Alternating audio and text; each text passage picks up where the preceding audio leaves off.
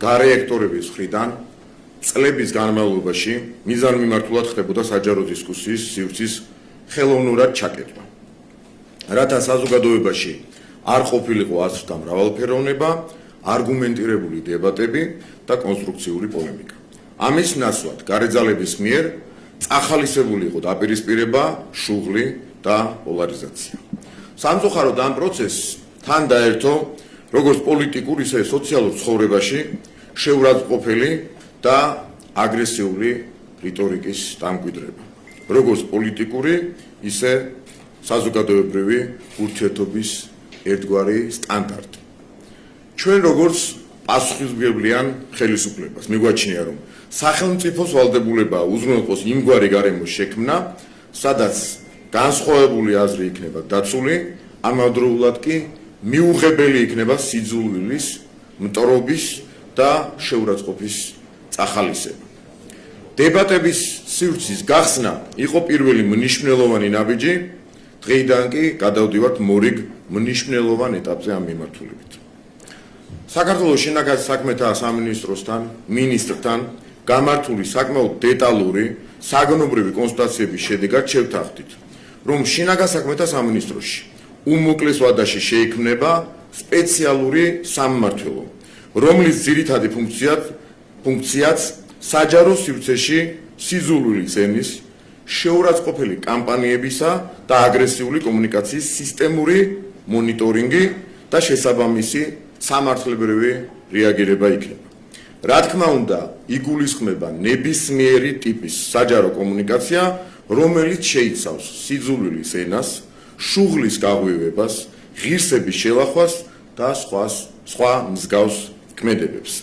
პრინციპულად მნიშვნელოვანია, რომ აღნიშნული სამმართველო იმოქმედებს პროაქტიულ რეჟიმში და რეაგირება არ იქნება დამოკიდებული მხოლოდ მოქალაქის საჩივარზე. უწყება თავად განახორციელებს მონიტორინგის მომზადებას, შესაბამის სამართლებრივ შეფასებას და საჭიროების შემთხვევაში თავად გადააგზავნის მასალებს სასამართლოში. მსგავსი პრაქტიკა მოგვიხსენებათ მოქმედებს არაერთ ქვეყანაში, მაგალითისათვის შეგვიძლია მოვიტანოთ ბრიტანეთი, საფრანგეთი, გერმანია და ასე შემდეგ, სადაც სახელმწიფო ინსტიტუტები აქტიურად იცავენ საზოგადოებრივ სივრცეს სიძულვილის ენისა და აგრესიული კამპანიებისგან. იმისათვის, რომ არ დარჩეს სივრცე სპეკულაციებისთვის. ხაზგასმით აღნიშნავ, რომ ამ გადაწყვეტილების მიზანი არ არის აზრისა და გამოხატვის თავისუფლების რაიმე ფორმით შეზღუდვა.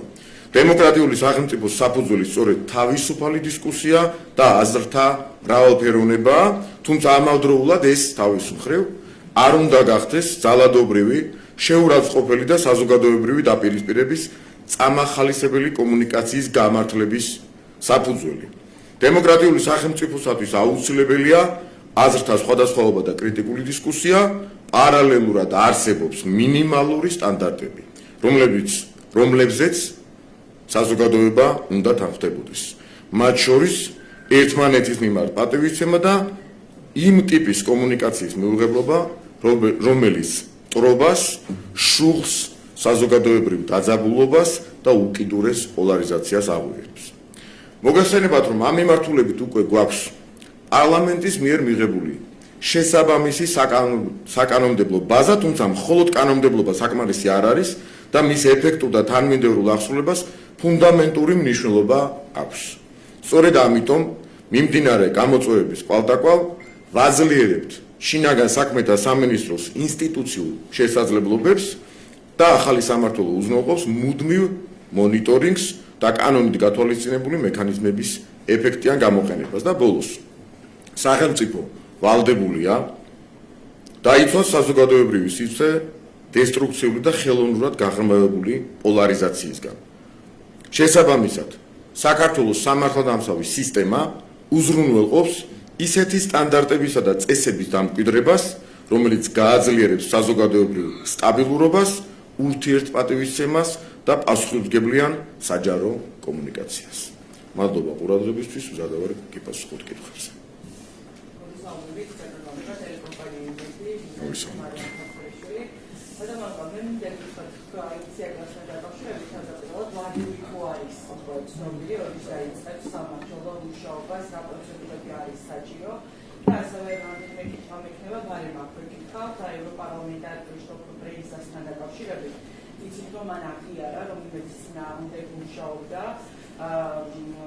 და ბრძოდა ახლა წერს რომ სააკაშვილი გამოგონილი ბრალდებით არის დაკავებული. აი ეს ფარმიდებული ეს განცხადებები თქვენთვის საზამეებით ბოლო კითხვიდან დავიწყებ. აწყობთ მათ რომ გამოვუგონოთ მათ ასეთი ბრალდებები და დავაბრალოთ ასეთი ბრალდებების გამოგონება და მათთან იყოს ისეთი ბრალდებებით გამოგონული ბრალდებებით მოქმედი პოლიტიკოსები, როგორიც არის სააკაშვილი, აბა ამ კითხვაზე გასცეს პასუხი და შემდეგ თავად პასუხსაც მიიღებს. ამიტომ ეს რიტორიკულ კითხვად დავსვათ. ეს ერთი და მეორე. რაც შეეხება ვადებს, შინაგან საქმეთა სამინისტრო უზრუნველყოფს იმ თეორიულად მისაღებადაში, რაც ჭირდება ფორმალური თვალსაზრისით ახალი სპეციალური სამმართველოს შექმნას ეს სამმართველო, ამიტომ ჩვენ მაქსიმუმ რამდენიმე კვირაში უკვე შინაგან საქმეთა სამინისტროში გვექნება სამმართველო, რომელიც უზრუნველყოფს მუდმივ მონიტორინგს, რომ შუღლი დაპირისპირება სიძულვილის ენა იქნას ამ ქვეყანაში უარყოფილი ერთხელ და სამუდამოდ. მე პირადად ვიქნები დაინტერესებული ბოლომდე და ჩემი საქმიანობის ასე ვთქვათ, ერთ-ერთ პრიორიტეტად მივიჩნევ იმას, რომ ბრძოლის ერთგვარი იარაღი, რომელიც თავის მხრივ პოლარიზაციის გაღვივებაში გამოიყენება და ამის თავარი იარაღად მიიჩნევენ, იყოს მაქსიმალურად განდევნილი ჩვენი საზოგადოებისგან. ეს არის ძალიან მნიშვნელოვანი, იმიტომ რომ თუ კი ვინმე ჩვენს ქვეყანაში ცდილობს პოლარიზაცია ერთი მხრივ გამოიყენოს იმის იარაღად, რომ საზოგადოება ერთმანეთთან დააპირისპიროს, გახლიჩოს და მართვა ამ საზოგადოების გარედან იოლი იყოს უფრო და ამის მთავარი იარაღად ერთ-ერთ მთავარი იარაღად გამოიყენებენ სიძულვილის ენას, შუღლის გამაღვივებელ ენას, ეს იქნას უარყოფილი და ამას ვებრძოლოთ. შეიძლება დისკუსია, ერთმანეთის კრიტიკა ამის გარეშე და მეორე მხრივ ჩვენ არავითარ შემთხვევაში არ დაუშვით იმას, რომ თავისუფალ დისკუსიას რაიმე პრობლემა შეექმნას და ამავდროულად პარალელურ რეჟიმში დავუპირისპირდებით ქმედითი სამართლებრივი მექანიზმებით, რომელსაც თავის მხრივ აქვს უკვე საკანონმდებლო ბაზა და ამის აღსრულებას უზრუნველყოფთ მაქსიმალურად. კიდევ ერთ კითხვას დავსვამ, ოპოზიციაში მიმდინარე დაპირისპირებასთან დაკავშირებით მინდა კითხოთ ასევე, ლიდერები ამბობენ ოპოზიციის, რომ განხეთქილება არ არის, თუმცა ფაქტია, რომ მათი განცხადებები საჯარო დაპირისპირებას შეურაცხყოფა სხვა რამეზე მეტყველებს, ფაქტორი არის ასევე სააკაშვილის უკმაყოფილება, რასაც ხშირად გამოხატავს სოციალურ ქსელში. აი თქვენ როგორ აფასებთ, როგორ ხედავთ ზოგადად ალიანსის რეალობას? რომ არ იყოს განხეთქილება, ეს იქნებოდა გასაკვირი, გამომდინარე იქიდან, რომ მათ არ აქვთ იდეური ერთობა. რა საკითხთან დაკავშირებითაც მათ აქვთ ერთადერთ საკითხთან დაკავშირებით იდეური ერთობა, იმას საჯაროდ ვერ იტყვიან, ვერ გაამხილენ, ეს არის ხელისუფლებაში მოსვლა და ძალაუფლების ხელში ჩაგდება და გარე დავალებების შესრულება. ამას არ არსებობს პოლიტიკოსი, რომელსაც აღიარებს, მსოფლიოში ესეთი არ არსებობს. ამიტომ ამ ერთადერთი იდეური ერთობის გარშემო ისინი ვერ შეიკრიბებიან, საჯაროდ ვერ განაცხადებენ, დანარჩენი მათ რეალური იდეური ერთობა და იდეა, რომელიც გააერთიანებდათ და ამისი გამხელა შეეძლებათ არ აქვს, ამიტომ დაპირისპირება არის ბუნებრივი მოვლენა და ბუნებრივია ამას ვერც ჩვენ, არც ჩვენ და ვერც ისინი აღუდგებიან წინ.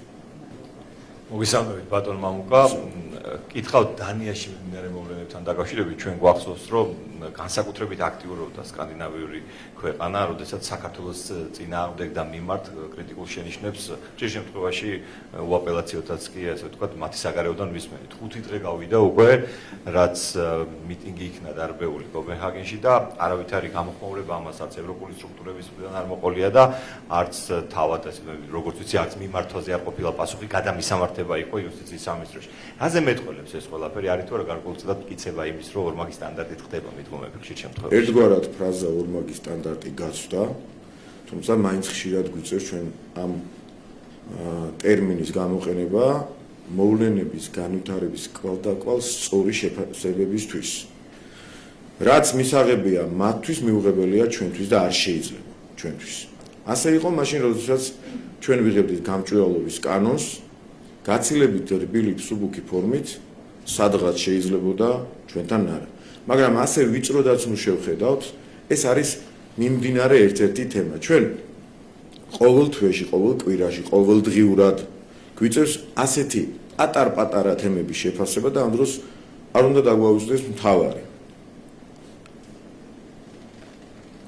გარე ძალები, უფრო სიღრმეში არ შევალ, გარე ძალები ცდილობენ, რომ საკუთარი ხალხის ხელით, საკუთარი მოქალაქეების ხელით განახორციელონ ერთგვარი დაპყრობა.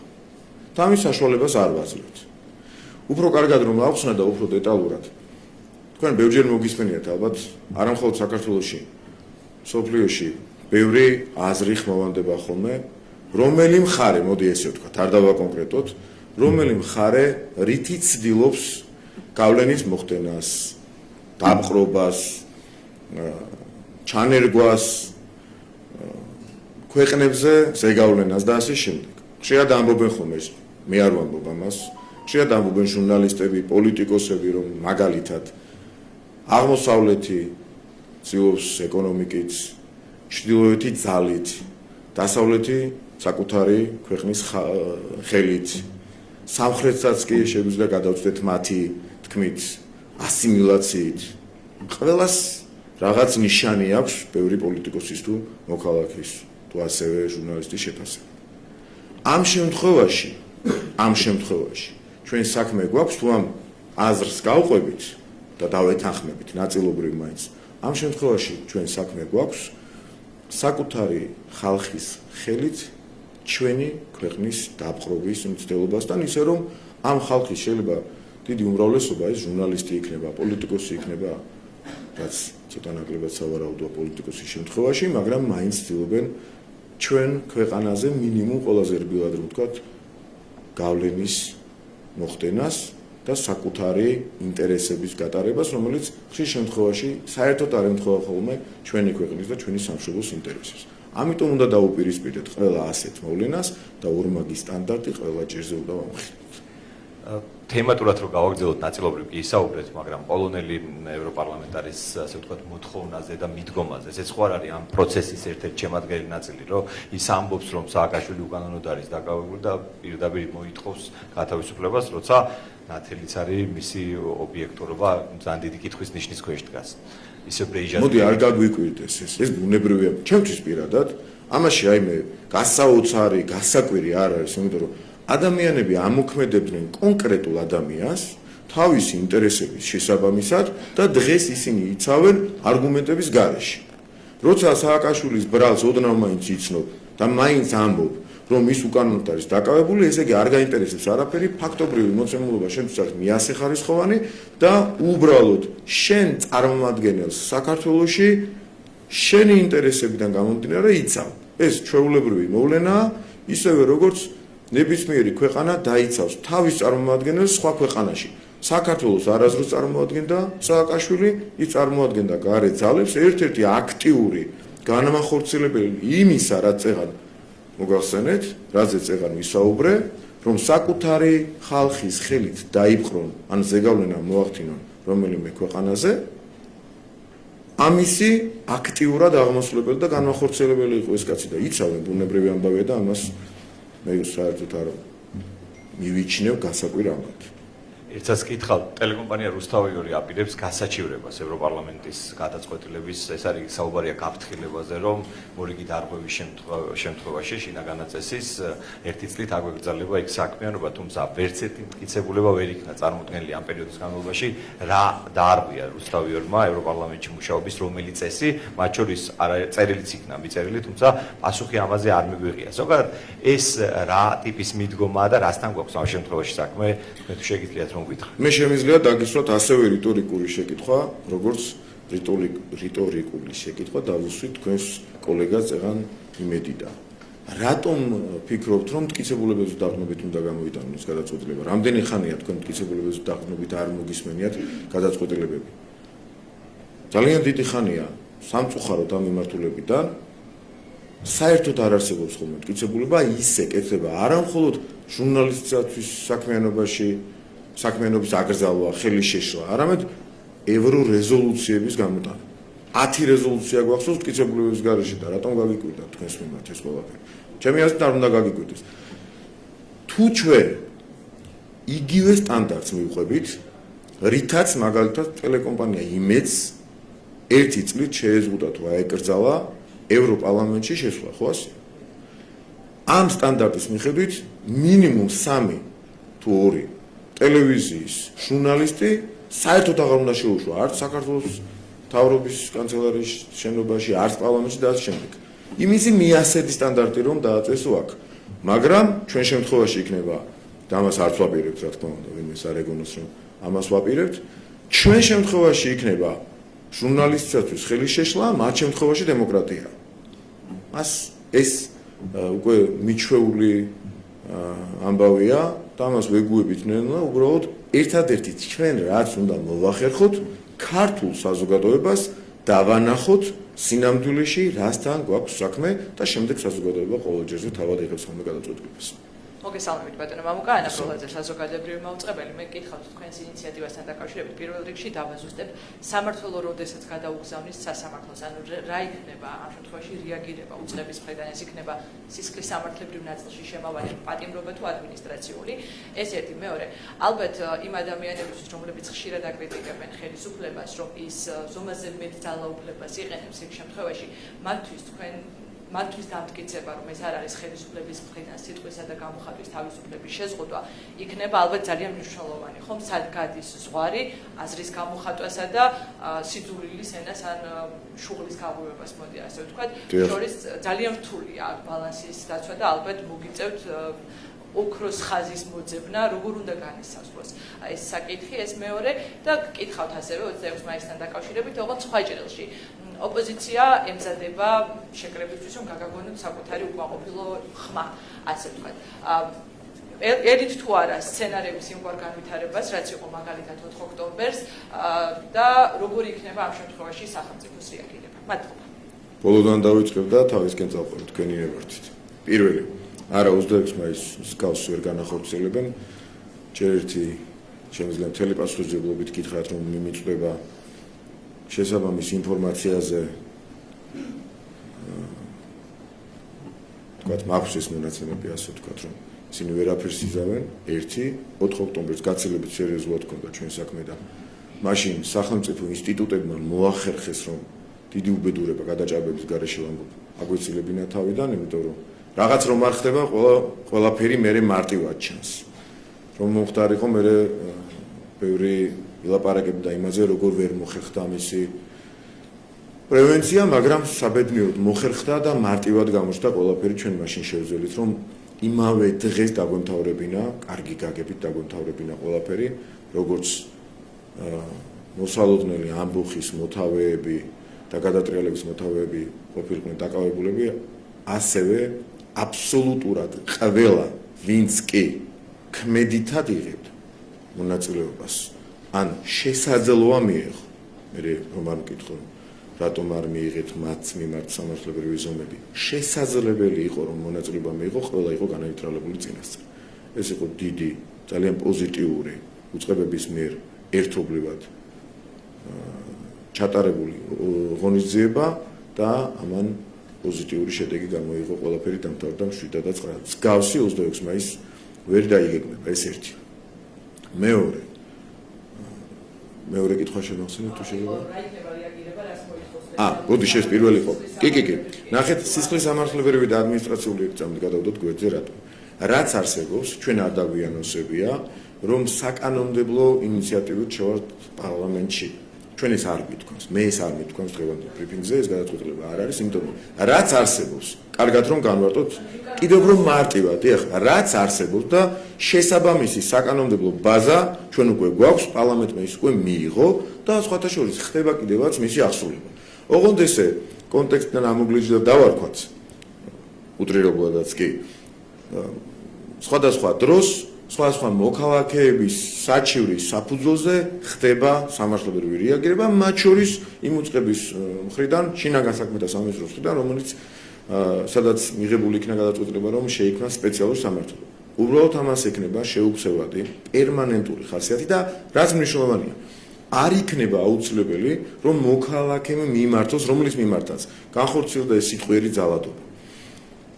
მან მიმართოს ამის აუცილებლობა არ იქნება შინაგან საქმეთა სამინისტროს პროაქტიულ რეჟიმში, თავისი ინიციატივით. შესაბამის სამართლოს, ახლად შექმნის სამართლოს ექნება უფლება, რომ თვითონ მოიძიოს ასეთი დარღვევების ფაქტები და მიმართოს სასამართლოს ადმინისტრაციული სახდელის დადების მოთხოვნით კონკრეტული პირის მიმართ, ვინც სამართალ დარღვევა ჩაიდგინა.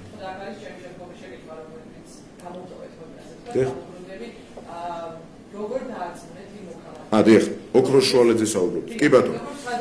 კი ბატონო.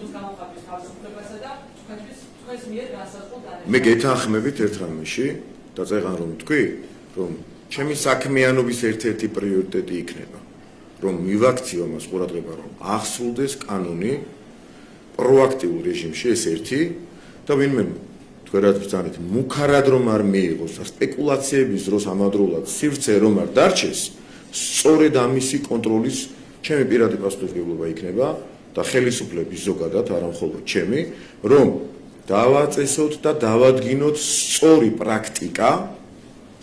პრაქტიკა საიმისოდ, რომ სწორი ზღვარი გაივლოს ადამიანის უფლებებს, მათ შორის სიტყვის და გამოხატვის თავისუფლებას და შეურაცხყოფას, შუღლის გამაღვივებელ სიტყვებს, ფრაზებს თუ ამგვარი ბრჭყალებში, ამ შემთხვევაში უკვე ამგვარი გამოხატვის ფორმებს შორის. თუმცა ალბათ იმ ადამიანების დარწმუნება ძალიან გაგიჭირდებათ, რომლებიც ისედაც ზომაზე მეტად სკეპტიკურად, კრიტიკულად არა, ზომაზე მეტად სკეპტიკურად უყურებენ თქვენს ყველა გადაწყვეტილებას, იმიტომ რომ გადანაშაულებენ, რომ აი ხელისუფლება ინსტიტუციებს იყენებს პოლიტიკური ინტერესებისთვის, როდესაც მაგალითად მოყავთ, რომ იგივე ბრიტანეთი, გერმანია, საფრანგეთი ასეთივე რეგულაციებით ხელმძღვანელობს, მათ არ უჩნდებათ კითხვები სხვა ქვეყნებში გადაწყვეტილებების მიმართ, უჩნდებათ კითხვები საქართველოს ხელისუფლების გადაწყვეტილებების მიმართ, იმიტომ რომ არის უნდობლო. კი ბატონო, ნახეთ, წეგან თქვენი კოლეგის კითხვა იყო.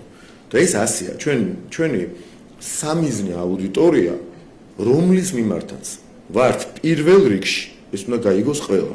პასუხისმგებლები ეს არის ქართული საზოგადოება. როდესაც საქართველოს პარლამენტში არის ელემენტარული წესების დაცვის აუცილებელი მოთხოვნები დაწესებული და ამას აპროტესტებენ და კოლეგიალურ თანაგზნობასაც კი არ გამოხატავენ, არ არის საუბარი ამის გაპროტესტებაზე. სხვა ჟურნალისტები დაუშვათ. მაგალითად იმედის თუ პოზიტივის ჟურნალისტების მიმართ, რომლებსაც უბრალოდ კითხვის და მართლა კითხვის დასმისთვის, რომელზეც იმ წუთასვე უარი თქვა, როგორც კი უარი მიიღო და აქ არ არის ელემენტარული კოლეგიალობა, აქ ჩვენ მათი დარწმუნება ჭყალებში თუ მის გარეშე გაგვიჭირდება. ასე იქნება ამ შემთხვევაში.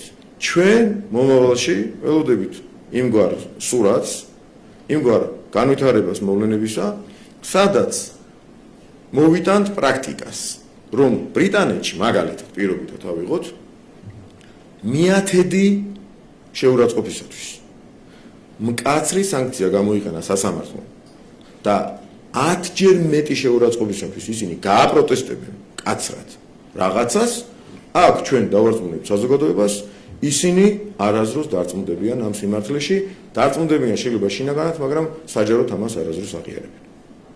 თავარია ჩვენ დავაწესოთ სწორი პრაქტიკა და ვიყოთ მართლები ქართული საზოგადოების კანონის და კონსტიტუციური პრინციპების აღსრულების წინაშე. მოგესალმებით, ტევა პირველი, ინაც არციძე. ბატონო მამუკა, მე თქვენს ინიციატივაზე გკითხავთ. აი, ძალიან ზოგადი განმარტება იყო სიძულვილის ენა, შუღლი, დაპირისპირება, ასე შემდეგ. მე მაინტერესებს კონკრეტულად საჯაროდ Facebook პოსტების გამო. ჩვენ შეიძლება ვნახოთ თუ არა მოქალაქეების თუნდაც დაკავებები და აი მე მაგალითად პირადად ვერ მივიღე ამ კითხვაზე პასუხი, როგორ უნდა დაარწმუნოთ დიახ კრიტიკულად განწყობილი ადამიანები, თუნდაც ოპოზიციური ამომრჩეველი, რომ ეს არ არის სიტყვის და გამოხატვის თავისუფლების შეზღუდვა, იმიტომ რომ ჩვენ ვნახეთ საჯარო სივრცეში Facebook პოსტების გამო როგორ უშევიან ადამიანებს, მათ შორის ჟურნალისტების кейსებიც გვახსოვს და მათ წინააღმდეგ დაწყებული სამართალო წარმოება. ამ შემთხვევაში ვინ უნდა განსაზღვროს რა არის სიძულვილის ენა და მაგალითად მე როგორც ერთ-ერთმა რიგითმა მოქალაქემ შესაძლოა დავწერო კრიტიკული პოსტი და ეს უნდა იყოს სრულად დამოკიდებული საგამოძიებო უწყებაზე და მან უნდა განსაზღვროს, რომ მე ჩემი საჯარო განცხადებით შუღლი გამოვიწვი ან დაპირისპირება შევქმენი საზოგადოებაში. დიახ. პირველი შემფასებელი ამის იქნება შინაგან საქმეთა სამინისტროს შესაბამისი სამმართველო, მაგრამ საბოლოო კრიტიკული შემფასებელი ამის იქნება სასამართლო, ისევე როგორც ჩემს მიერ წეღან ჩამოთვლილ ქვეყნებში ხდება. თუ მაგალითად იგივე მაგალითს გავიმეორებ ბრიტანეთში საჯარო პოსტი ითვლება შეურაცხყოფად, თუ ის შეურაცხყოფის ელემენტებს შეიცავს და არა კრიტიკას. თქვენს კითხვაში ეს ნებამომეცით მცირე манипуляცია დავინახო. თქვენ ბრძანეთ კრიტიკა. მე გაგცემთ პასუხს არა, კრიტიკის გამო არავინ არავის დაადებს ადმინისტრაციულ სახთეს ამის გარანტიას გასცემთ. მაგრამ თუ საყოველთაოდ მთელ მსოფლიოში გავრცელებული მოსაზრებით არა მხოლოდ საქართველოში საყოველთაო მთელს მსოფლიოში პრეცედენტულად გავრცელებული მოსაზრებით ითვლება კონკრეტული ფრაზა წინადადება შეურაცხყოფად შუღლის გამაღვივებელ წინადადება თუ ფრაზად ამ შემთხვევაში დიახ მათ შორის შეიძლება ადმინისტრაციული პატიმრობა გამოიყენოს სასამართლომ იმ ადამიანის მიმართ რომელიც ასეთ შუღლის გამაღვივებელ მიმართვას გამოიყენებს კონკრეტული ადამიანის თუ პირთა ჯგუფის მიმართ და ეს პრეცედენტები უკვე გვაქვს. ჩვენ არ გვჭირდება საბედნიეროდ ჩვენი დიდი პლუსი აი აქ არის ის რომ ჩვენ არ გვჭირდება რომ გამოვიგონოთ ახალი მიდგომა. ეს პრაქტიკა მსოფლიოში უკვე დამკვიდრებულია. ჩემს მიერ ჩამოთვლილი ქვეყნები, მათ შორის ევროპული ქვეყნები წარმატებით ებრძვიან სიძულვილის ენას, შუღლის გაღვივებას, ტრობის და პოლარიზაციის ჩამოყალიბებას და ეს პრეცედენტები კიდევ უფრო რბილად დუგნებავთ. შეიძლება ჩვენს ქვეყანაში დამკვიდრდეს და არ მივცეთ არავის საშუალება საიმისოდ და ეს საშუალება წავართვათ ხელიდან, რომ პოლარიზაცია, რაზეც ყველავთან ხდებით ჩვენს და თქვენს. თქვენი ეთერებიდანაც ხშირად მომისმენია, რომ იცით რა, პოლარიზაცია არის დამანგრეველი ერს ხლეშ შუაზე და ასე შემდეგ. ხო თან ხდებით, არის რაღაც რაზეც სიტყვით მაინც ვთანხმდებით, ხო? პოლარიზაციის იარაღია სიძულვილის ენა. და გამოხატვის ბჭყალებში, თუ მის გარეშე, კონკრეტულ შემთხვევაში, ის ფორმები, რომელიც ანგრევს საზოგადოებრივ ერთობას. ჩვენ როგორც გვიხარია ხოლმე წარმატება და ყველაფრის კარგად ჩატარება, მაგალითად, სასულიერო პირთა შორის ახლო წარსულზე ვლაპარაკობ რამდენიმე დღის წინანდელ ამბავზე, როცა ვსაუბრობთ ერის გაერთიანებაზე, ერთმანეთის სიყვარულზე, მეტ პატივისცემაზე და ამ დროს პოლარიზაციის მთავარ იარაღს ვიყენებთ ერთმანეთის მიმართ, ყველანი ვცოდავთ და ამას უპირისპირდებით. მე მგონი ამაზე კარგი საქმე არ არსებობს, ამაზე სწორი დამოკიდებულება როგორც საერო, ასევე სასულიერო პირთა მხრიდან ჯერ ვერავინ დაადასტურა და შესაბამისად ამისი პრევენციისათვის თუ იღვაწებს სამართალდამცავი სისტემას, მე მგონი ამაში ცუდი არაფერია, საყოველთაოდ მთელ მსოფლიოში აღიარებული პრინციპების, პრეცედენტების და კონსტიტუციური სტანდარტების შესაბამისად და არა იმის იქით, რომ კრიტიკა იყოს აღქმული სხვა რამედ, ან სხვა რამე იყოს აღქმული კრიტიკა პირიქით. ბატონო მამუკა, რადგან თქვენ საუბრობთ საზოგადოებაში შუღლის დასრულებაზე, დაპირისპირების დასრულებაზე, ალბათ ერთ-ერთი გამოსავალი შესაძლოა ყოველ შემთხვევაში საზოგადოების ერთი ნაწილი ასე ფიქრობს, რომ იყოს სინდისის პატიმრების შეწყალების საკითხი. ჩვენ მსგავსი ტიპის მოთხოვნა თუ ინიციატივა მოვისმინეთ მათ შორის სინოდის წევრების მხრიდანაც, მე მაინტერესებს თქვენი პირადი პოზიცია როგორი არის სინდისის პატიმრების შეწყალებაზე.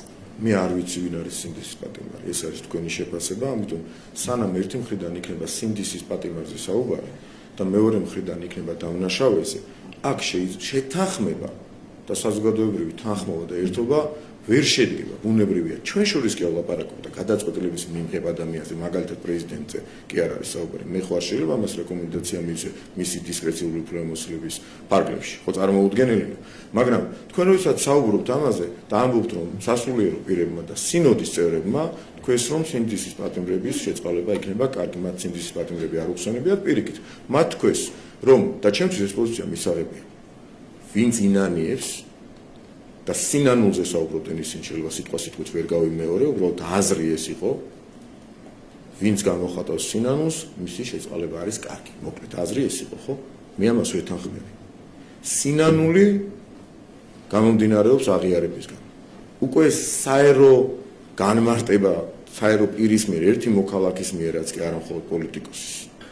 შეიძლება იყოს ჩემი მხრიდან, რომ თუ კი ადამიანი აღიარებს ჩადენილ დანაშაულს, ინანიებს ამ ქმედებას, ამ შემთხვევაში სახელმწიფოს ზოგადად, ამ შემთხვევაში ჩემი საქმე არ არის, მაინც ვიტყვი, სახელმწიფოს ზოგადად ასეთი პირის მიმართ ყოველთვის უფრო მობიერია. მათ შორის საპროცესო შეთანხმებასთან მიმართებაში, მათ შორის შეწყალებასთან მიმართებაში და ასე შემდეგ. მაგრამ ერთი მხრივ, როდესაც თქვენ მათ უწოდებთ სინდისის პატიმრებს, ჩემთვის პირადად, როგორც ერთი მოქალაქისთვის, ეს არის სპეციალურად განზრახ შექმნილი ბარიერი, რომ ისინი არ შეიწყალონ და დაპირისპირება იყოს კვლავ აქტუალური. იმიტომ რომ სინდისის პატიმარს თუ უწოდებთ, აქ უფრო რთულდება დათანხმება და შეთანხმება ამ თემაზე, ხო? და რადგან თქვენ მაინც ასე საუბრობთ, ესე იგი თქვენი ინტერესი, ეს ბუნებრივი ლოგიკა და არა მხოლოდ ერთი ადამიანის, ჩემი ამ შემთხვევაში მოსაზრება, თქვენი ინტერესი არა მათი შეწყალება, არამედ ამ თემით პროპაგანდისტული მოქმედებებია საზოგადოების მიმართ. რადგან ეს ტერმინოლოგია არ მოგწონთ, მაშინ დავასრულებთ საპროტესტო აქციები. ბოდიში ერთი წამით შეგაჩერეთ ბოდიშის მოხდით. არ მომწონს არ არის. მე წინა ინტერვიუში სხვათაშორის თქვენი კოლეგის, თქვენივე ტელევიზიის, თქვენი კოლეგის ჟურნალისტის მიერ დასმულ კითხვაზე თქვი ასეთი რამ და მაშინ შეგახსენებთ რომ თქვენი მოწონება ვერ მოახერხოთ ამ სიტყვის გამოყენება. ნახეთ, სინდისის პატიმარი 5-6 წლის წინ იყო ისეთი ადამიანი, უფრო სწორად, უფრო ზუსტად იწოდებოდა სინდისის პატიმრად ისეთი ადამიანი, რომლის მიმართაც სახელმწიფომ გამოიყენა უსამართლო გადაწყვეტილება, რომელიც იყო უპრეცედენტო უსამართლობის ხარისხის თვალსაზრისით და ეს იყო იმდენად და საყოველთაოდ გავრცელებული, რომ მთელი მსოფლიო ამაზე საუბრობდა. და თქვენ თვითონ უკაცრავად რომ მას შეგნიშნავთ, იმდენად გააუბრალოვეთ ეს სიტყვა, რომ გაცვდა და არასერიოზულად გამოიყურება მათთვისაც. მე ადვოკატობის დიდი გამოცდილება მაქვს, მოგეხსენებათ. მე რომ ყოფილიყავი მათი რომელიმეს ადვოკატი და პოლიტიკაში ვარ წასულიყავი, არ გამორიცხავ, რომ ყოფილიყავი თქვათ რომელიმეს ადვოკატი დავუშვათ. მე თვითონ ვიქნებოდი სასტიკი წინააღმდეგი, მათი მხრიდან ვსაუბრობ ახლა, რომ სინდისის პატიმარი ვინმეს ეწოდებინა, იმიტომ რომ ეს იმდენად არასერიოზულია, რომ შემდეგ სხვა არგუმენტს სერიოზულად არავინ ისმენს. თუ შენ იტყვი პირობითად, თუ შენ იტყვი ადამიანის ცემაზე, რომ მას კაცის მოკლას აბრალებენ, მე სერიოზულად არავინ მოგისმენს და ასეა. ეს აბსოლუტურად სხვა მაგალითია, სხვა რაკურსით განხილული, მაგრამ სინდისის პატიმარს როგორც კი დაუძახებთ, მათ უკვე იმდენად არასერიოზული ჩნდება ეს ყველაფერი, რომ სხვა არგუმენტები აღარ ისმინება. ამიტომ ამბობ უბრალოდ.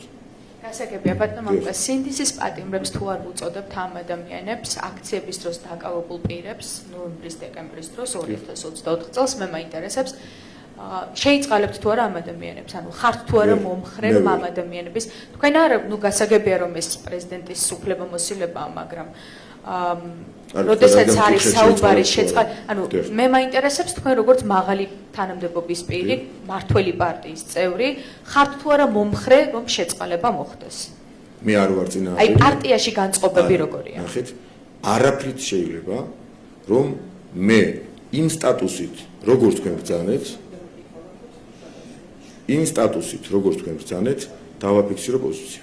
მე არ დავაფიქსირებ, მაგრამ მიუხედავად ამისა თქვენი ინტერესი და საზოგადოების ინტერესი თუ არსებობს, დავაკმაყოფილო, როგორც ერთი მოქალაქე, მომხრე ვიქნები ნებისმიერი ჰუმანური გადაწყვეტილების ზოგადად მივესალმები იმ შემთხვევაში, თუ იქნება მონანიება, აღიარება, თუ ადამიანი ჩადის დანაშაულს და შემდეგ ზეწოლა, რომელიც საფუძველს მოკლებულია და არ გამომდინარეობს ფაქტობრივი გარემოებებიდან, ისე ემოქმედებს ვიღაცაზე, რომ ამით მიიღო ჰუმანური გადაწყვეტილებები ინსტიტუციებმა, პრეზიდენტმა და სხვა პროკურატურამ და ასე შემდეგ საპროცესო შემთხვევაში და ეს გახდეს ნორმა, ეს ჩემი აზრით არ არის სწორი სამართლებრივი და კონსტიტუციური პრაქტიკა. მაგრამ თუ ადამიანი ითხოვს შეწყალებას, გაათვითცნობიერებს რა? მის მიერ ჩადენილი ქმედების სიმძიმეს ამ შემთხვევაში რა თქმა უნდა არ ვიქნები წინააღმდეგი ეს როგორც ერთი ადამიანები მოქალაქე. ბატონო მამუკა დანაშაულს არ თვლიან რომ დანაშაული ჩაიდინეს და მათი პასუხიც იყო ხელისუფლების ამ გადაწყვეტილებასთან დაკავშირებით რომ ისინი არ აღიარებენ დანაშაულს არ თვლიან ანუ ამ შემთხვევაში თუ აღიარება არ მოხდება შეწყალებაც არ მოხდება გავიგე ნახეთ თქვენ რომ ჩაიდინოთ რაიმე დანაშაული მოდით მივიჩნიოთ რომ რაღაც ამ კაზუსში რაღაც კარგად რომ აგიცით რაღაც დანაშაული გაქვს ჩადენილი და ამბობთ რომ მე არ მივიჩნევ დანაშაული ჩავიდინე ეს არის საფუძველი იმისა რომ ამის აღიარების გარეშე უნდა იყოს თქვენს მიერ ჰუმანური გადაწყვეტილება მიღებული და ეს არის არასერიოზული სწორედ ამას ვამბობთ ეს და ბოლო კითხვას დაგისვამთ ფასების კომისიასთან დაკავშირებით მაინტერესებს რა გადეთ თქვენ სუსის უფროსი იყავით მაშინ როდესაც დაიწყო გამოძიება ამ საკითხთან დაკავშირებით საგამოძიებო კომისიის დასკვნაც ვნახეთ პარლამენტში რომ არანაირი კარტელური გარიგება არ არსებობს რომ დანაშაული ყოველ შემთხვევაში არ არის მე მაინტერესებს შედეგი რა დადო გამოძიებამ იმიტომ რომ ხალხი ელოდება ფასებზე პროდუქტებზე ფასების გაიაფებას არა მხოლოდ პროდუქტებზე არამედ სხვადასხვა საწოლსაც მაგალითად რა შედეგი დადო თქვენმა გამოძიებამ თქვენს დროს დაწყებულმა გამოძიებამ მაგალითად ეს შუალედური შედეგები მაინც თუ არსებობს პირველი შუალედური შედეგი ვერ იქნება იმიტომ რომ ფასთა რაზე ჩვენ ვილაპარაკეთ ფასთა წარმოქმნის შესახებ დანიშნული ექსპერტიზა შუალედურ დასკვნას ვერ დევს ეს იცით ალბათ მაინც ამ შეკითხვას გასაგებია პრობლემა არ არის თუმცა ფასთ წარმოქმნის შესახებ ექსპერტიზის დასკვნა იქნება არაშუალედური რაც ბუნებაში არ არსებობს არასერიოზული ამაზე საუბარი არამედ საბოლოო რაც დაეხმარება სახელმწიფო ინსტიტუტებს იმაში რომ კიდევ უფრო მეტი კონკრეტული და კონკრეტულ თემებთან, კონკრეტულ საკითხებთან დაკავშირებული გადაწყვეტილებები მიიღონ. პირველი ასეთი პოზიტიური გადაწყვეტილება გამოჩნდა და ეს არის სამომხმარებლო კალათასთან დაკავშირებული ქსელებთან გამართული კონსულტაციების შედეგად მიღებული გადაწყვეტილება, რომ აქ ფასები გაიარდა კონკრეტულ პროდუქტებთან დაკავშირებით და ეს არის პოზიტიური გადაწყვეტილება, რომლის გამოც მე მინდა ძალიან დიდი მადლობა გადავუხადო ქსელების წარმომადგენლებს, რადგან მათ ეს პასუხისმგებლობა აიღეს და კონსულტაციების შედეგად ეს გადაწყვეტილება მიიღეს, მაგრამ ეს მოკლევადიან პერიოდში, მაგრამ საშუალო და გრძელვადიან პერიოდში ჩვენ ველოდებით რომ ფასების დასტაბილურებასთან შედარებით ეკონომიკური ზრდის პარალელურად ჩვენ გვექნება კიდევ უფრო სწორი მიდგომა, იქიდან გამომდინარე, რომ კონკურენციის აგენტომ და სხვა სახელმწიფო უწყებებმა იმოქმედონ ადეკვატურად ეკონომიკის განვითარების კვალდაკვალ ინფლაციის დონის დასტაბილურების შესახებ, სადაც დომინანტი ინფლაციასთან ბრძოლის თვალსაზრისით იქნება სამომხმარებლო კალათაში მოთავსებული პროდუქტების ფასების ინფლაციასთან ბრძოლა. ეს არის გრძელვადიან პერსპექტივაში მიღებული გადაწყვეტილება და ამის შედეგებს თქვენ ნახავთ მოკლევადიან პერსპექტივაში სამომხმარებლო კალათასთან დაკავშირებულ გადაწყვეტილებებზე მინდა კიდევ ერთხელ მადლობა უთხრა ქსელებს, თუმცა ჩვენი მოსახლეობისთვის განსაკუთრებით იმ სოციუმისთვის, რომლებიც ჯერ კიდევ სიღარიბის ზღვარს მიღმა ცხოვრობენ, გასაგებია, ძალიან კარგია, რომ ასეთი ადამიანების რაოდენობა მცირდება, მაგრამ რჩება ძალიან ბევრი ადამიანი, მათთვის ეს დიდი შეღავათი შეიძლება ვერ იყოს, მაგრამ ქვეყანა ვითარდება და ბუნებრივია, როდესაც პრიორიტეტად დაისახოს ხელისუფლება ამას, ამ შემთხვევაში კიდევ უფრო იოლდება ბრძოლა პრობლემასთან. ბოლო ჯერ დავაზუსტებ ამ კითხვას და დავასრულებ. აი ფასების თემა მაინც ყველაზე სენსიტიური საკითხია საზოგადოებისთვის. ჩვენ ალბათ ხელისუფლებამაც ამის გამო დაიწყო ეს ინიციატივა, რომ შექმნილიყო საგამოძიებო კომისია. აპრილის ბოლოს იყო და ასე ვთქვათ დაანონსებული ირაკლი კობახიძის მხრიდან, რომ რაღაც ცვლილება უნდა მომხდარიყო. თუმცა ალბათ ერთი პროდუქტის დასახელებაც ძალიან რთული იქნება, რომ ვთქვათ, რომ რამეს ფასი დააკლდა. გინდა საწოლს, გინდა პროდუქტს და ასე შემდეგ. ანუ რა გამოდის, რომ ჯერჯერობით არ ვიცით, როდის მოხდება ეს პირველ კვარტალში, მეორე კვარტალში, როდის მოხდება ფასების დასტაბილურება და თუ სწორად გავიგე, ანუ სუსის მიერ დაწყებული გამოძიება გრძელდება, ჯერ შედეგი არ არის, ანუ სწორად გამოვიტანე დასკვნა, იმიტომ რომ ვერც საგამოძიებო კომისიამ დაადგინა გამომწვევი მიზეზები ფასების და სუსში თქვენ აღარ ბრძანდებით, მაგრამ ალბათ გაქვთ ინფორმაცია, გამოძიება დასრულდა, მიმდინარეობს თუ რამე ხელშესახებითი ცვლილებები არის. მადლობა. კიდევ ერთხელ გავიმეორებ, დასკვნა თქვენ მე მგონია რომ სწორი გამოგავთ, უბრალოდ მე აღარ ეუბნებით ხალხს. პირველი ექსპერტიზის პასუხის დალოდება გამოძიების დასრულებას ხო არ ნიშნავს პირიქით. გამოძიება დასრულდება მას შემდეგ, რაც ექსპერტიზის დასკვნა იქნება. ეხლა ელემენტარულ ლოგიკას მივყვებით ხო? ბავშვების მეორე, მესამე, მეოთხე კლასელების რომ კარგად გაიგებენ. ექსპერტიზის დასკვნის ჯერჯერობით არ არსებობა გამოძიების შედეგების არ არსებობას ჯერჯერობით გულისხმობს. ხო ასეა? მეთანხმებით ამაში მაინც. კი ბატონო. ეს ერთი. და დასკვნა სწორი უნდა გამოგეტანათ, ბუნებრივია.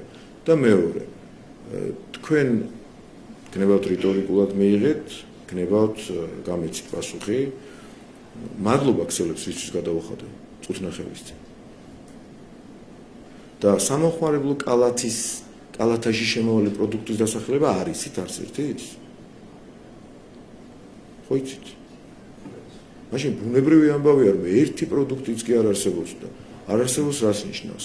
ეს შეიძლება არ იყოს ის რაღაც სოციალური გარდატეხა, სადაც ფასები შემცირდა რაღაც რადიკალურად და აფეთქება მოვახდინეთ პოზიტიური გაგებით აქ, მაგრამ სამომხმარებლო კალათაში შემავალი პროდუქტების მიმართ იმ დამოკიდებულებისთვის რომ სოციალურად შეჭირებულ და არამხოლოდ მათ ფენას მიეცა შესაძლებლობა და ქსელების ინიციატივა ჩვენთან კონსულტაციების შედეგად ამაში გამოიხადა რომ ფასდაკლებული ასეთი პროდუქტები ეყიდათ ეს იყო პირველი პოზიტიური ქმედითი ნაბიჯი არასაკმარისი გასაგებია მაგრამ პირველი ქმედითი ნაბიჯი რაც პირველ შედეგად უნდა მივიჩნიოთ და თქვენ ბრძანეთ რომ არ გვინახავს ეს ქსელების აბა ბოროტინება ხო არ იქნება კაცო კეთილინება უნდა იყოს კონსტატაციების შედეგად მიღებული გადაწყვეტილება არის კეთილინება და პოზიტიური შედეგი და თქვენ თუ ბოროტინების შედეგად ელოდებით რომ ჩვენ იარაღი დავადგებით ვიღაცას თავზე დავიჭერთ და მერე გავაიაფებთ რადგან გამოძიების შედეგებზე და ამ კეთილნებასთან დაკავშირებულ გადაწყვეტილებაზე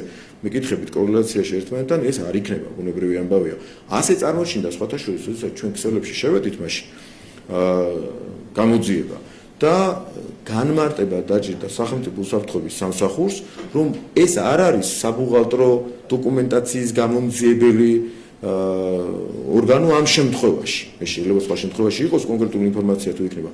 სუსი მაშინ დაინტერესდა მხოლოდ და მხოლოდ ფასთა წარმოქმნით. და თქვენ ველოდებით ვიღაცის დასჯას მაინც და მაინც იმისათვის. ეს სახელმწიფო უწყებებს გამოძიების ეს შედეგი მომავალში გრძელვადიან პერსპექტივაში დაეხმარება სწორი პოზიციის ჩამოყალიბებაში, როგორც დასტაბილურდეს ფასი და ინფლაციამ დარტყმა არ მიაყენოს მაინც და მაინც იმ კონკრეტულ პროდუქტებს, რომელიც სამომხმარებლო კალათაში შედის და მნიშვნელოვანია განსაკუთრებით სოციალურად შეჭირებული ადამიანებისათვის.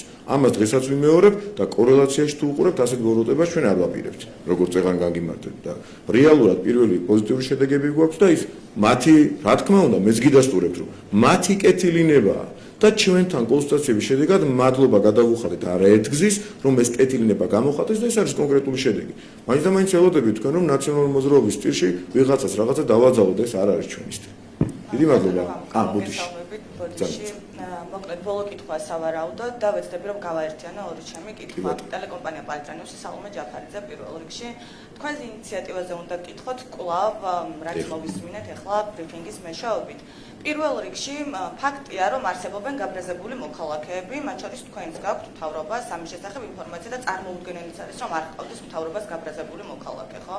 შესაბამისად ის ინიციატივა რაც თქვენ წააყენეთ, ხომ არ ფიქრობთ რომ შესაძლებელია რომ პირიქით უფრო იყოს შუღლის გამაღვივებელი ვიდრე ერთგვარი ბალანსი იმისა, რომ ეს კრიტიკული გზავნილები არ გაჟღერდეს და ამას არ გეკითხებით შემთხვევით, რამდენიმე წუთის წინ გააკეთეს უკვე ოპოზიციურმა პარტიებმაც განცხადებები, არც ერთი მათგანი არ აღიქვამს, რომ ეს არის პოლარიზაციის შემცირების, ამ პოლარიზაციის მოგვარების გზა. მათ შორის ჩვენ არაერთხელ მოგვისმენია დასავლელი აქტორებისგან მსგავსი სახის მოწოდებები. აი კრიტიკულ გზავნილებს ვეთი პასუხობს მთავრობა, ეს არის ჩემი მთავარი კითხვა, ამ შემთხვევაში მათ ხმას გავაჟღერებ ოპონენტების ხმას და რაც შეეხება დიუშენით დაბადებულ ბავშვებს, არავის არ დაუსვამს ეს შეკითხვა და დაგისვამთ მეც მაინტერესებს. დამისვეს და პასუხიც გავიცი. დიახ. დღეს არავის არ დაუსვამს. დიახ. გარეთ არიან ახლაც მათი მშობლები, რას აპირებს სახელმწიფო და რა გეგმა აქვს მათთან დაკავშირებით? პირველი. მე ძალიან კარგად მახსენდება ტერმინი გაბრაზებული მოქალაქეები. ეს ტერმინი ჩაიშალა ნაცმოძრაობის პოლიტიკოსებში, მათი სხვადასხვა დანაყოფების ჩათებში პირველად მაშინ, როდესაც შემდეგ ორმა ტელევიზიამ თუ სამმა ტელევიზიამ ერთხმად დაიწყო ამ ტერმინის გამოყენება, ისევე როგორც დღეს ჩაშლილია მაგალითად ტროტუარზე დგომის გამო ეს ტერმინი. აი თქვენ რომ გაბრძანდეთ, ხა ეს არის მესიჯი. გაბრაზებული მოქალაქე ამ შემთხვევაში, რა როგორც თქვენ ბრძანეთ, გამოიყენება მესიჯად, რომ გაბრაზებული მოქალაქე დგას ქუჩაში, გაბრაზებულმა მოქალაქემ ეთქვა და რატომ მოიგონეს ეს მესიჯი ნაცმოძრაობისათვის და მე სამწუხაროდ მიმაჩნია პალიტრა ამას იმეორებს, რატომ მოიგონეს? კრიტიკულად განწყობილი კი არა.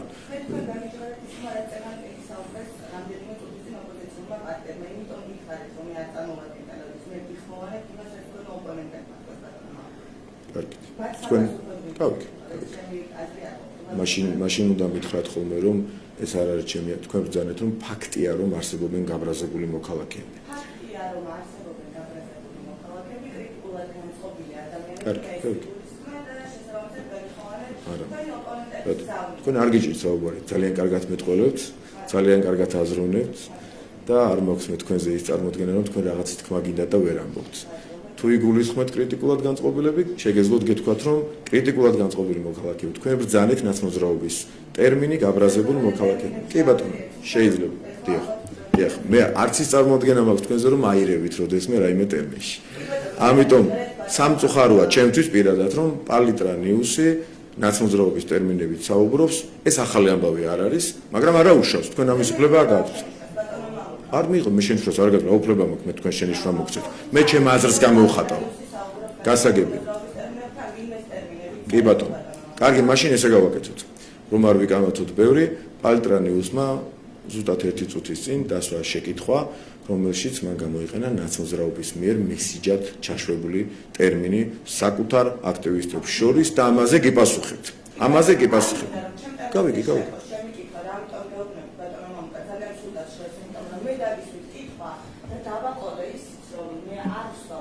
მიერ წარმოშობილ კითხვას, მე ვსვავ კითხვას იქიდან გამომდინარე, რას ამბობენ თქვენი ოპონენტები.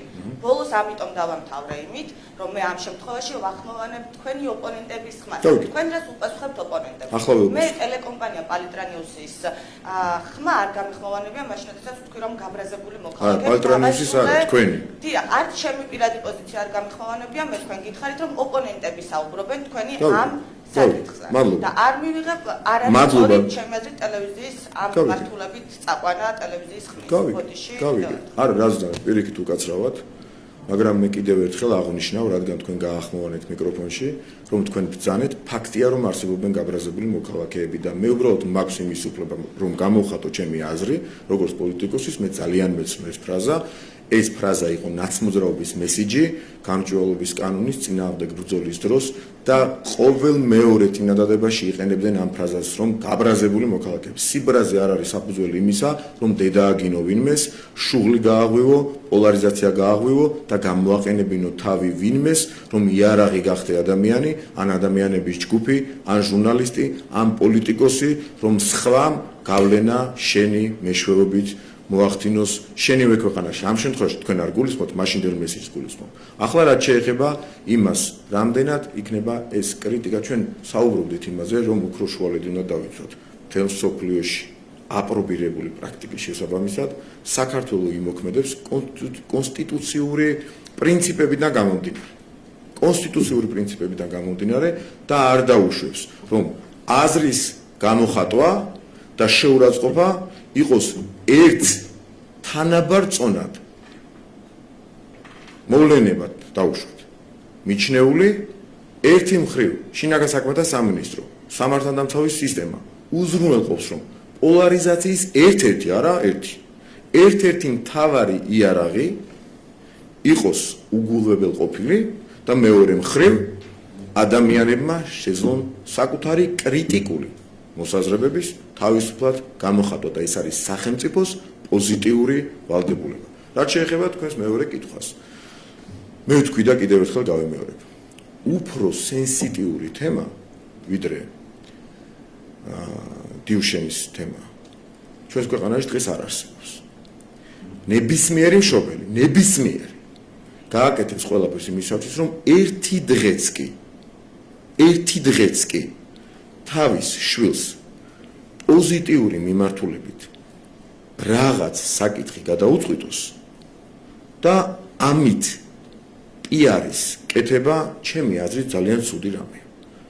ვინაიდან მართლა გულწრფელად მიმაჩნია, რომ ეს საკითხი არა წაქეზებით, რომ მეტი დრო გაატარონ რომელიმე დაწესებულებასთან მშობლებმა, განერვიულებულმა მშობლებმა.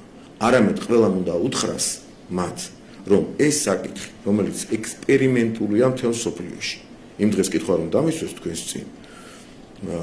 თან ჟურნალისტმა მითხრა, მისგან გავიგე, რომ საექსპერიმენტოდო თვითონ მითხრა, დღეს ჩაუშვეს ბრიტანეთში და საექსპერიმენტო მედიკამენტი, რომელიც რიგ შემთხვევაში საერთო ჯამს თუ გამოიყვანთ, ასეულობით მილიონი დოლარი შეიძლება დაждდეს. ამის გამოყენება პროტესტის საფუძვლად გადაწყვეტილებას კი არ ექვემდებარება. ექვემდებარება დისკუსიას, რამდენად სწორია და პროფესიულ დისკუსიას.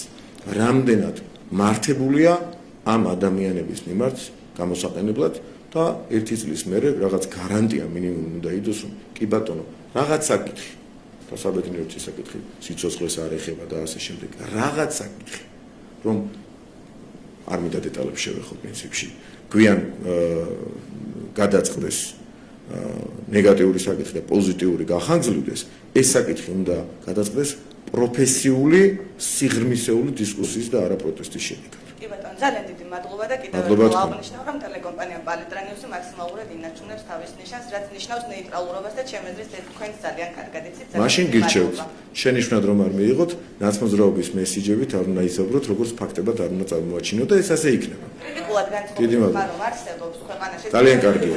ძალიან კარგია. ჩვენთან ყველგან ესე არის. კი, ასე. მაგაში გეთანხმებით. კი ბატონო, მაგრამ თქვენ რასაც გულისხმობთ, ამისი თქმა არასდროს გიჭირთ და ეს კომპლიმენტი მიიღეთ ჩემგან. მადლობა დიდი. ნახვამდის.